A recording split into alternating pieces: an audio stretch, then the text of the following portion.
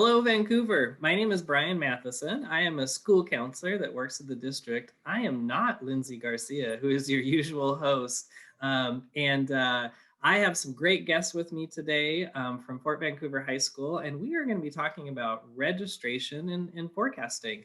And we're going a little bit of a different direction with this particular podcast. This time we're leaning into adults, we're leaning into parents and guardians, and we're leaning into teachers and other community members to help them understand a bit more about the registration forecasting process so they can support their students.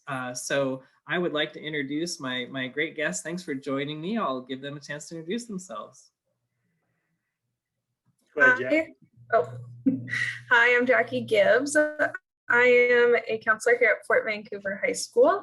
I work with the students in the last part of the alphabet. I am a first-year counselor here, but I'm not new to the district. I previously was a student advocate. I worked for Gear Up from a time, so I've been here for 6 years now.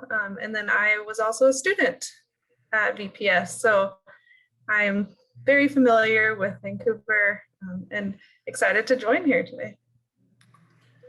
And I'm Mike Dillman.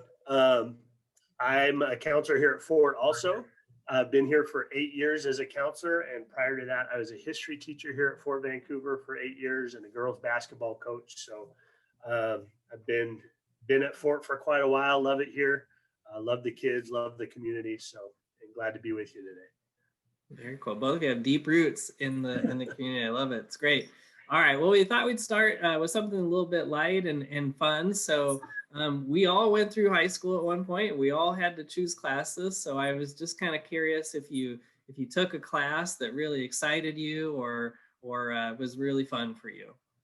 Yeah, for me, it was my senior CWP class for 3 reasons. Number one, I love history, and that class was my senior history class.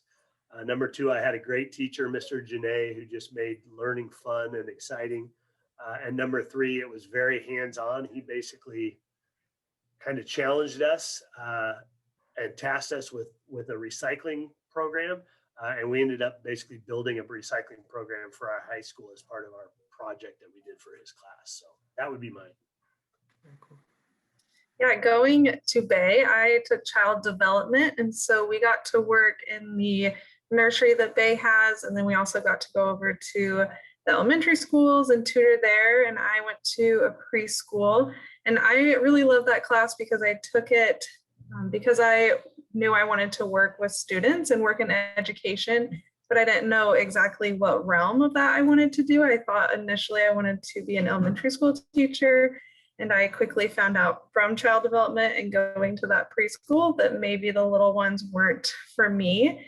And so I really loved that class because we got to work hands-on and learn about the different life stages and developmental stages of children. So that was my fun class that ultimately allowed me to pursue a career in education. Love it. I like to say that to students, it's just as important to know what you don't like as what you do like. And so I heard you say that. And I just picked up that the two of you, a class you took in high school, had at least a little influence on your past. So it's powerful stuff. Cool. All right. Well, let's start with the basics. So tell us, what is registration and forecasting? Just kind of give us that big picture for adults who would like to know more. Yeah, forecasting is really planning out your classes that you want to take throughout high school. And when you get to high school, there are a lot of different choices that you have to make based on your interests. And so we don't want to just put you in classes that might not be interesting to you or line up with those post-secondary goals that you have. So forecasting really allows you to explore those options and figure out what plan you want to have throughout your high school career. Yeah, and as far as that timeline goes, we always do registration forecasting in the spring. So we're working with kids right now in March to select classes for next school year. And then those get locked in usually around spring break or April. So, but I mean, I like the term forecasting because it really kind of has that feel of you're looking ahead and really planning things out for what you're thinking you want to do. but you also have the flexibility to then change those plans as you move through your 4 years. So. Yeah, I think that's very well said. Yeah, and I like Jackie, how you talked about we want students to get into courses and pathways that excite them, right? This should be fun. Students like choices, they like opportunities, and we like to give them to them. So that's great. That's cool. So you talked about this a little bit, but if you would talk about the connection between registration, forecasting, and graduation in the high school and beyond plan. That's another term we throw out a lot, the high school and beyond plan. Yeah, so all of the classes that kids forecast for and end up taking are working them towards that ultimate goal of graduation.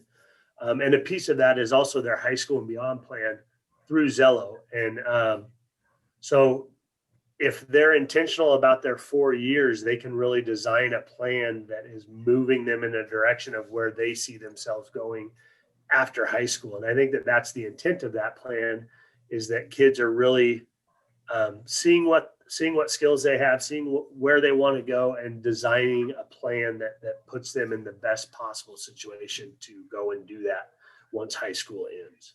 Mm. Yeah, also to go off of what Mike said too, is that you have the ability to do a career exploration. So you get to do a questionnaire on your interests and what goals you have after high school. And so that kind of will give you a list of careers that you can possibly explore. And so through that high school and beyond plan, you can explore those careers and what you need to do to get to that career path. So that's a really cool part of the high school and beyond plan that I think students appreciate and like doing. Yeah, what I'm hearing you say is that we want to give them those choices, those options to carve out a path that works for them, but then we give them the tools to make great choices, right? So Zello is our electronic tool that we use to deliver registration forecasting as well as the high school and beyond plan, and it has key pieces in there like an interest inventory that kind of helps students out. Yeah, so I'm glad you talked about that. So I know that Mike, Mr. Dillman, is involved in the AVID program, and there's a lot of other exciting programs and opportunities for students. Could you maybe talk a little bit more about what students may want to do or think about if they're interested in some of those particular opportunities or programs? Yeah, so there are a ton of great programs, but the schedule can be somewhat restrictive. So we really want to make sure that if kids are interested in a certain program, whether it's one of our magnet programs, Cascadia Tech junior, senior year, Running Start junior, senior year, AVID for the 4 years, we want to make sure that we're having conversations with them early, because it can really influence what we want and need them to take as freshmen and sophomores, so that we set them up to be able to do what they really want to do junior and senior year. Yeah, I would say that a schedule can get pretty packed with those 6 classes and the different graduation requirements. So just thinking early on, if you are thinking that you're going to want to do AVID or a magnet program, even Skill Center, where you are at Fort half the day and then Skill Center half the day doing technical education, or even doing Running Start, where you go to Clark College and complete your classes there, that it's important that you're having those conversations with your counselor just to make sure that your credits are aligning with those graduation requirements. Very cool. Yeah, kind of what I'm hearing you saying, the students' job, if you will, is to just be exploring all those cool opportunities and kind of thinking about which fit with their goals and plans, and then that complex work of making it fit. You know, we've got great counselors that'll really help you with that and give you the guidance you need. And speaking of that, it's kind of a good transition into talking about adults. So whether it's a teacher listening or a parent guardian, or maybe even a community member, a mentor, how can adults help students with this registration and forecasting process? Yeah, I think you're the one that really knows your student best. We see your student during school, but you know their interests, what kind of learning style they have. So it's important that you're just communicating with us as the counselors to make sure that we are aligning what they like to do and their interests with their high school plan. And so just conversating with us, keeping us in the loop. We love to do meetings with parents and students and So that what I think is one of the most important parts. Mike might. Yeah, and being a parent myself and a counselor, one of the things I had the hardest time was with my, especially my son going through, was giving up some control, because he is becoming a young adult and there's things that he wants to pursue that myself as a dad and a counselor, I may have a different vision or idea for what he should be pursuing. But ultimately he's the one who has to go and take those classes and make those choices. And so just being flexible and having those good conversations with kids. I always say to my kids when they're doing forecasting is, I just don't want to shut doors to kids. So trying to keep as many doorways and paths open, because sometimes, kids are like, well, I want to do this, and they close other opportunities and other doors. And so trying to keep as many doors open too is something that I really work for. And I think as a parent, trying to keep doors open for your kids so that then they can make whatever decision is right for them.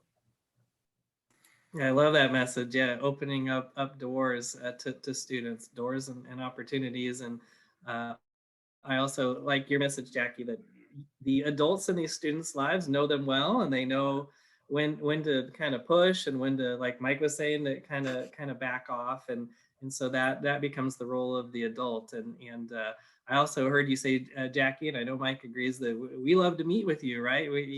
Come on in and ask us questions. We love to meet with the whole family to talk about registration forecasting, and that's something I would say is that ask your student to get out that Chromebook, get out that iPad or that electronic device, and have them, show you what's going on with that Zello, that high school and beyond plan, and that registration forecasting, and then open-ended questions, right? To kind of, get into that. Yeah. We were just in some middle school classrooms, and it was kind of fun to see some adults in the background kind of doing exactly what you're saying, Brian, which is helping their kid as they're trying to navigate that whole course selection. So. Indeed. Well, and this is actually a great place to close it. These are two amazing counselors that want to help, are excited about help, excited about creating opportunities and opening doors for students. And we appreciate that you've taken the time to listen, to learn a little bit more about registration forecasting. Hopefully we gave you a nice little taste about what it's all about so you can support your student, but we would also encourage you to contact us by telephone, email, or schedule an appointment if you want to know more. So thanks very much for joining us on this edition of the Future Me podcast. Thanks, everyone.